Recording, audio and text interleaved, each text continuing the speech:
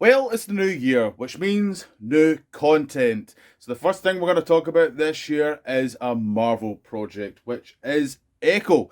Now, this has been very much tipped as the first of an R rating project that Marvel has done. In terms of MCU wise, it is deemed the first of an R rated project.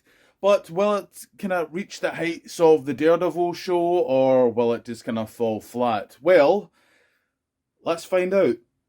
Echo is a five-part mini-series from Marvel and their first R-rated project within the MCU. We see the return of Echo, who is on the run from supposedly killing Kingpin, while she retraces her Native American roots. So in case you haven't watched my previous reviews, I simply like to give my general reaction with non-spoilers within that area, and then my likes and dislikes, which will have spoilers within that, and then kind of overall talking about kind of wrapping up after it. But Marvel ones always have something a bit different because I also will talk about the after credit scene at the end of this review.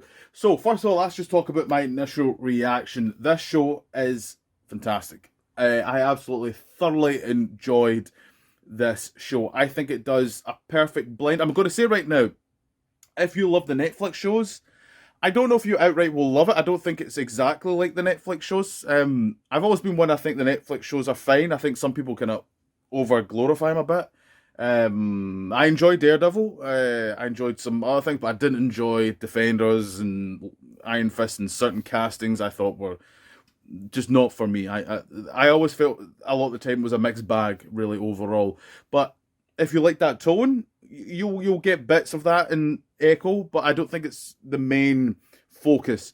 I still think actually Echo is probably one of the best in terms of this of maybe more of the shows and some of the movies where it's a good mix of a bit of everything actually, to be honest, because they still have the humor is there, and the humor actually really works in this show. It doesn't fall flat. I don't feel a bit like kind of Love and Thunder. Some of the humor, it feels more just situational humor, which I always kind of prefer and always more enjoy. But yeah, so the tone is probably something that I hope sticks. And I think this year's going to be a kind of showcase of Marvel maybe changing their ways a little bit, because obviously the only movie as of right now we know is Deadpool 3, which is also R-rated. So it's an interesting year that we're having, and clearly seeing a change happening, and I think it needs to happen. And I think it's a smart move doing that. And hopefully maybe in the future, we might get a Moon Knight season 2 that's actually R-rated, and the Daredevil show as well is going that way. So I'd be quite up for this more kind of feel. So overall, this year actually, without spoiling it, I think it's a really nice tight story. I like what they do with the Native American kind of all that sort of stuff, that kind of theme that goes right through it. I like how without I'm saying the likes, but how they kind of you connect her name with Echo and what it connects with.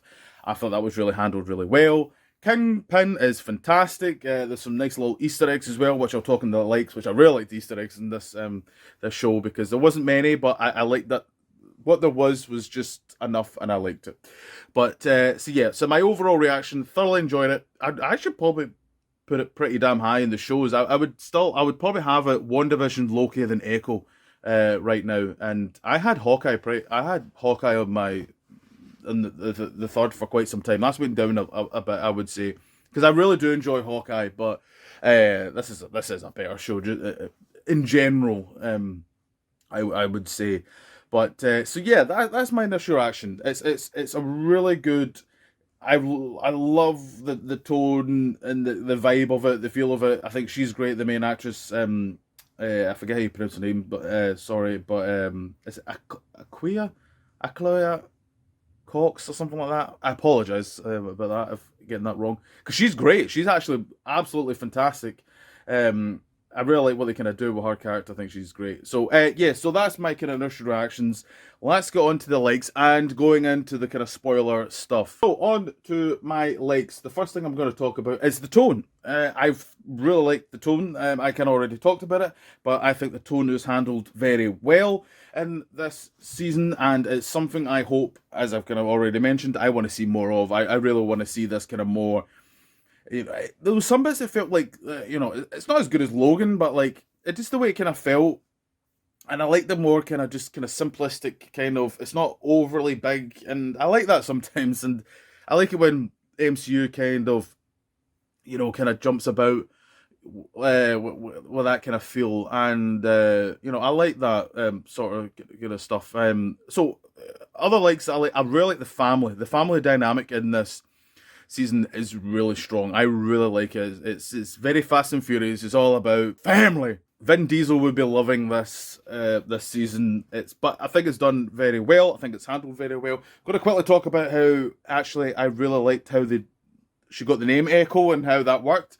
The fact that her ancestors have like this kind of connection and it all goes through generations and it's been echoing through time, and I quite liked that. I thought that was handled very nicely. A couple of things I want to talk about from the first episode. Obviously, Daredevil appears. That was handled very well. I quite liked it was like in the point of view of a normal kind of goon at the kind of time that obviously Echo was at that kind of point. I thought that was really great, and I liked how like the first time you see Daredevil, it isn't like glorified. He's just kind of like there, and he's like, oh god, there he's there, and that's kind of what would happen if in their kind of point of view. And I thought that was handled very well. I really liked it. That whole action scene was really good. I really liked how it was kind of a one take shot. They're never one take shots, as we all know. But it was that stuff was really good. Kingpin, Vincent D'Onofrio is fantastic as Kingpin. He's great again in this season. He gets some really good stuff. There was a great bit moment in the last episode, the fifth one, where Echo kind of goes into his kind of subconscious and and they deal with that in Daredevil, how really Kingpin is really emotionally not all there, and Vincent D'Onofrio is acting the hell out. He's so good, and these rumors that he's going to be the street level Thanos. I am fully up for this, and I'm going to talk about the after credits scene. I'll talk about after the dislikes, but fully up for that. I hope that this is how I would hope what happens. I don't know. I don't think it will go this far, but we know he's going to be in Daredevil. That's just fact, and I am happy for that. And then the next Spider-Man trilogy, I would love it if it was a whole trilogy just for Kingpin. Maybe like the first episode, it's like a cameo. Second one, bit of a support. Third one, it's full on. He's the main villain, and he's kind of been the arch over the three movies. I would love to see if that was his kind of overall arc. I think that would be great. I think you could do some fun stuff with that and really kind of build up on that. But I'm also kind of worried with Sony, and when I see the rumors that they want to incorporate their universe with the MCU, I'm very worried what they might do there. Other likes, Easter eggs. I want to talk some Easter eggs. There was some really fun Easter eggs. There was a nice Roxxon I noticed in episode 4, I think it was, or maybe no, it wasn't the fifth one. I think it was 4. Where Echo's driving. I don't know why I always get giddy when I see Roxxon Easter eggs. There's something about that one because that's been going on since Iron Man, and it's still kind of cool seeing those kind of Easter eggs because especially ones like that one, it's like they're like livable ones and it feels more real. It feels like that's why I like those kind of Easter eggs because it makes the brain tick, and that's why I always love MCUs because it makes me think, it makes me go, right, I need to concentrate, I need to look for this, looking for that. I love that sort of stuff, and that's why I always will love when they do those kind of sort of things. Another good Easter egg was the Manticore. They mentioned Manticore in episode 2. I remember with I think it was the kind of comedy guy, Biscuit. I remember his name for some odd reason. Who was good actually. He was quite funny. I remember that was a nice little reference. They need to go back to Manticore though. I really like the look of. They did it well. But Rise, that's really an X-Men obviously reference, which is kind of cool. We did get a reference. Though they never mentioned it. It was just there was a tattoo of it. Was the Black Knife Cartel? I might be wrong. Saying that. I think that's what it was. And that's got connections to Bullseye. I'm pretty sure Bullseye was involved with that team. So that's quite also a nice little Easter egg there in connection, which I really liked. That was kind of, if I remember rightly, in terms of kind of Easter eggs. And overall, other likes, it's just so good this season. It really is. Like, the cast are solid. The music as well. I never mentioned the music. My God, the music was really good. another thing actually, episode 3 or 4, I can't remember which one it was. It was like set in the Wild West, and it was like it was kind of done in the 4x4 kind of aspect ratio, and it was the music and the way it was done. It was like done in a silent movie, and fantastic stuff. I love it when MCU does that, where they take a bit of a risk and they do something different. And I always will love when they do things like that, because it makes you go, this is when you get people like Scorsese say stupid comments, when reality, no, they actually do try and do different things, and you know, and you know, try and be creative and all that. They do that actually quite a lot, and it's always quite sad when you get people just doing comments, but they don't even watch it any like that. And Scorsese admit that as well. He's not watched any Marvel content in years, so he really doesn't know anything about what he's talking about, really, at the end of the day. But yes, overall likes, yep, fantastic, love the show.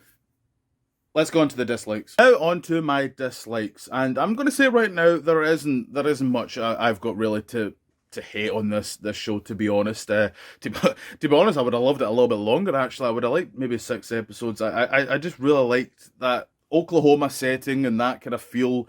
But my main issue was it felt like there was a bit of kind of wasted time, a bit, especially and only really in that first episode, where it dedicated so much of screen time of showcasing stuff from Hawkeye, and it's like, I've seen this. What am I getting from this? And then repeat reviewing. What are you going to get from this? Because I'm not gonna lie, I watched the first episode myself. Then suddenly my dad wanted to watch it, and I rewatched the first episode with him. And I quickly said, it's like, by the way, we're just gonna fast forward through a good chunk of the first one, because you've seen it. There's no point.